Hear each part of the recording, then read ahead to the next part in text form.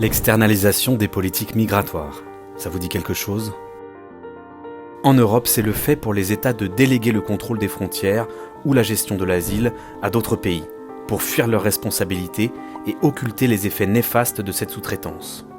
Les États européens exportent leur politique migratoire répressive. Ils délocalisent le contrôle frontalier en le sous-traitant à des États non membres de l'Union, dits tiers. Bien sûr, ces États ne sont pas soumis aux mêmes lois et obligations en matière de respect des droits des personnes. Les pays européens externalisent aussi la gestion de l'asile à des pays comme la Turquie ou le Rwanda pour pouvoir y expulser les demandeurs et demandeuses d'asile. Les États violent ainsi le principe de non-refoulement, qui est une obligation internationale. Pour arriver à leur fin, les États européens se livrent à un marchandage avec des États souvent faillis ou autoritaires. Ces États deviennent ainsi les gardes-frontières d'une Union européenne qu'ils aspirent à rejoindre ou dont ils sont rendus en partie dépendants. De nombreuses prérogatives sont en outre attribuées à des acteurs privés. Les compagnies aériennes deviennent elles aussi gardes-frontières, tandis que la gestion des visas est maintenant déléguée à des sociétés privées, tout comme la sécurité dans les camps d'exilés.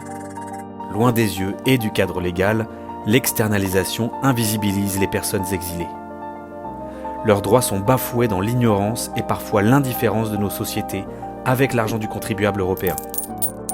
Délocalisation, sous-traitance et privatisation entraînent une érosion et une dilution des responsabilités.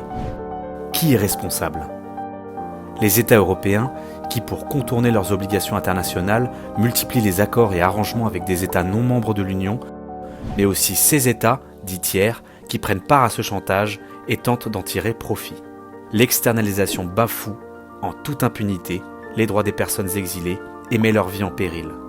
Elle n'empêche pas les migrations, mais les rend plus dangereuses. Stop à l'externalisation et à l'impunité des États.